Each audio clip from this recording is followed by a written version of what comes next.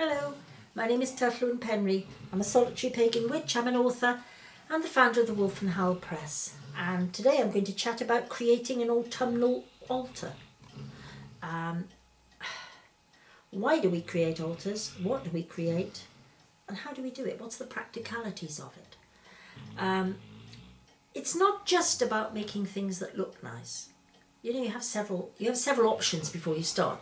You can create an altar which is constantly there and then you change it day by day. But what sets the altar apart, say, from a nature table? I mean, probably remember when you were in school that when you were about 5, the class would have a nature table, and you'd bring in things like conkers in the autumn term and all sorts of things, dried leaves, bits and bobs that you'd found, and that would make the nature table. And it was beautiful. And when you were little, it was even more beautiful because it was so unusual. And it was your first introduction to the idea that nature, it wasn't just growing outside. You could bring it in. You could make a display of it. I always remember the first time I remember seeing my mother bring in ivy and holly to decorate at Yuletide. And this one year she just decided, right, we're going to bring it in. This is what we're going to do. Nobody else's mums did things like that. And it was absolutely wonderful. And I still do it today. So, an autumn altar, what are we going to bring in? Well, as I said, it's got to be a little bit different from the nature table, but not that much. Not that much.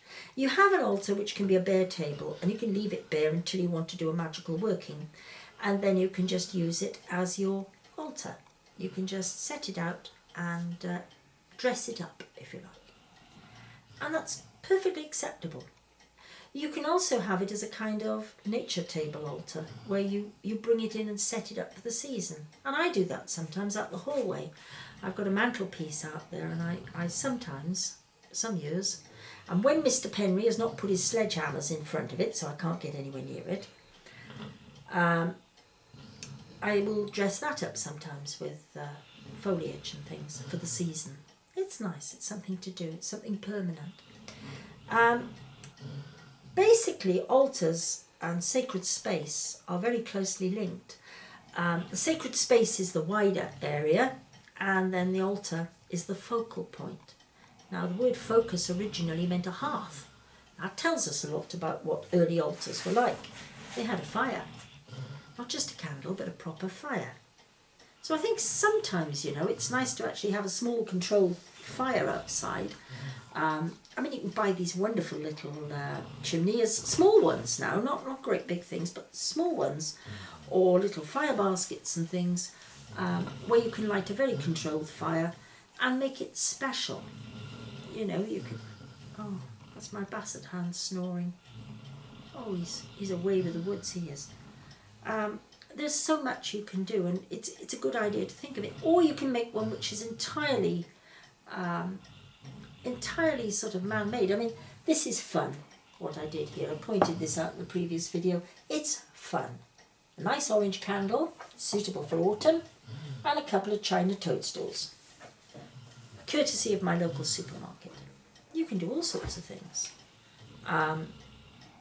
You can bring in dried leaves to go with it. As long as you're fire conscious, you do have to be fire conscious. And if you live somewhere where there are smoke alarms and you're not able to light a candle, well, battery operated LED lights or little artificial tea light things, they're all fun. They're all nice. There's nothing wrong with it. We are witches. For heaven's sake, if we can't magically transform a small battery-operated tea light into something wonderful, well, what sort of a witch are we? Our imagination has to run riot here. It really does. Have fun with it. Enjoy it. What is the altar for? The altar is really to focus on it. It's the centre of your sacred space. It's the focal point. It's the point where things get done. And if you don't, well, it doesn't matter. You can just have it as something beautiful. An autumnal altar, an autumnal nature table, if you like. There is nothing wrong with it. Don't let people tell you there is. Don't let people say you must be doing this, you must be doing that. I think anything dedicated to the Green Man at this time of year is fantastic. Because the Green Man is, I think he's actually closely associated with this time of year because he often turns up in carvings of Saint Michael, the Archangel, you know, and he was one of the great dragon slayers. And I think then, well, if he turns up with that, he's got to be somehow further back that he was associated with slaying a dragon. What does a dragon do? A dragon breathes fire, right? So if something's a dragon slayer, they have slayed a fire, a sacred flyer. What am I like? A sacred fire. Now go away and think about that. A dragon slayer. St. Michael slew the dragon. What dragon? The dragon of paganism, perhaps? Is that what it was about? Well, it could be. It could be. We don't know yet. We may never know. But these are things we can start to build up into our own personal kind of mythology and our personal practice, so that you have a structure through the year, so that you're not frantically searching for what other people are doing. You are strong enough and capable enough to create your own way, to make it your own path and make it something unique and special. And I do hope you enjoy it. And thank you very much for listening. Goodbye.